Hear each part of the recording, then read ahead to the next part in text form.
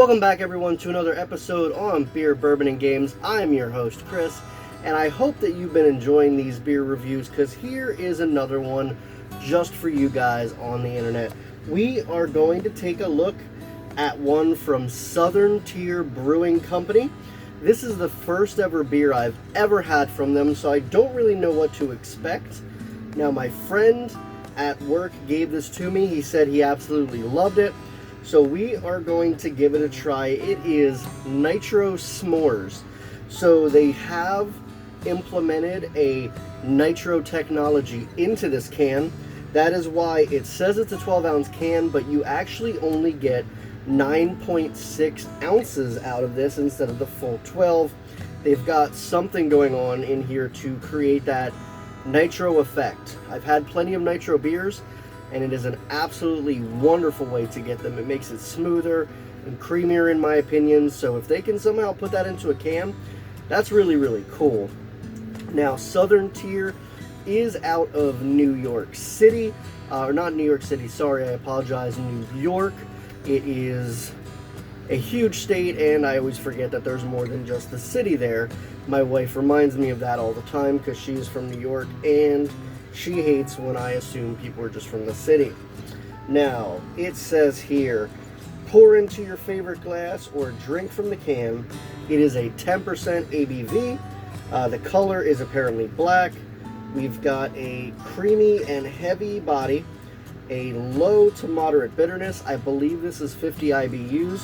It doesn't say on here, but I think that's what I saw in my research.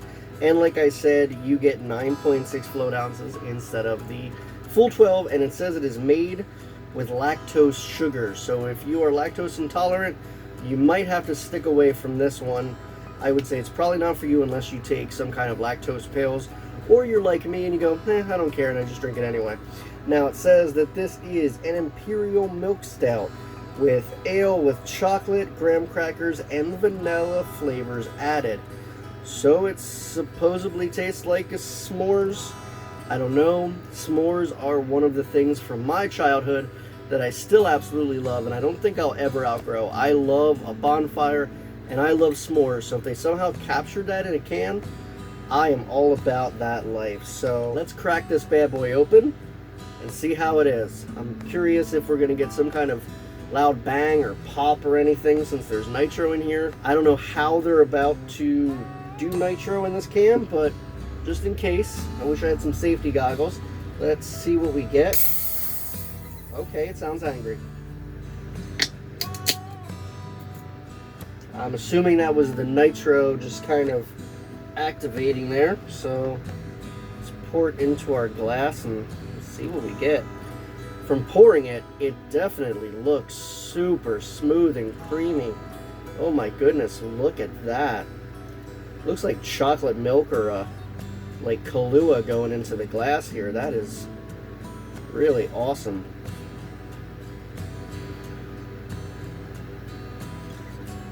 Definitely, I think the nitro technology is on the bottom, because there's still a heaviness to the can, but there's nothing in there. Huh. That's interesting. And so it must somehow like shoot it to the bottom, not sure. So it is black in color, like they said. It is pretty much pitch black like a normal stout. We've got almost about 2 fingers of head here. It is a frothy brown head that is not dissipating at all. It is sitting there very, very nicely. It is retaining very nice. And from the glass, you can tell it's a very thick and creamy stout. Look at the way that is coating the glass. It looks like a really thick chocolate milk. But let's see how it smells. Oh my god, it smells like a s'more. This is going to be fantastic. So we've got the vanilla smell. It smells like chocolate in here as well. It smells almost like a rich chocolate Ovaltine or a Nesquik. And marshmallows are very present in here. This smells exactly like if you melted down a s'more and threw it into a glass. So they absolutely killed it. I think we're going to be in for a treat here. Now, it is a dessert beer, so a treat is kind of fitting for that, but Nothing much else to write home about. So we've got the chocolate, the marshmallow, there's some vanilla hints in there, and there is that subtle graham cracker base. I have no idea what black magic they have performed in order to make this, but it smells absolutely fantastic.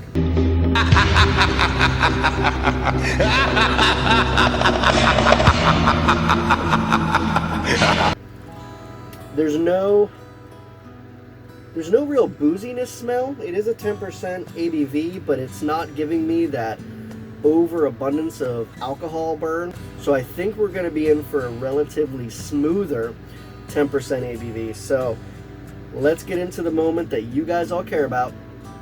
Does it actually taste like a s'mores? I'm willing to try and find out. God, it smells so good. So the alcohol burn was not there in the smell, but I will say the very first thing that hit me was the alcohol booziness up front. There is that very stereotypical stout booziness really, really close up front. It is then followed by the marshmallow kind of forcing that out, rounded out by the graham cracker, the vanilla tones, and the chocolate, all wrapped up into a really nice package. It is a very, very creamy mouthfeel.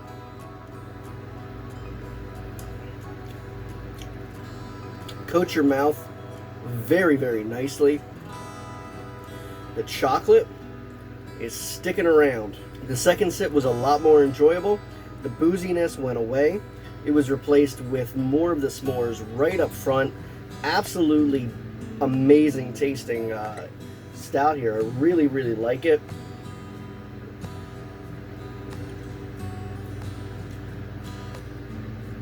It is thick and creamy. It is a dessert beer. Now, it is a stout, but it does have a lot of sweetness to it, so that lactose and all of the other ingredients that they've added in here to make it taste and smell like a s'more are definitely leading it to be on the sweeter side. So if you are a traditionalist, you like non-flavored stuff like this, you don't want a s'mores tasting beer, you might not like this.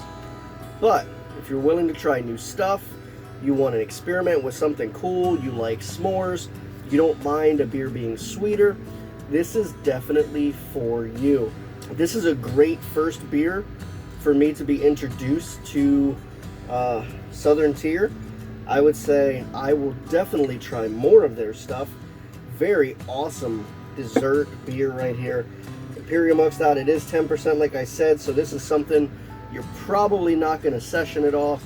You're going to want to sip it a little bit slower than a traditional beer.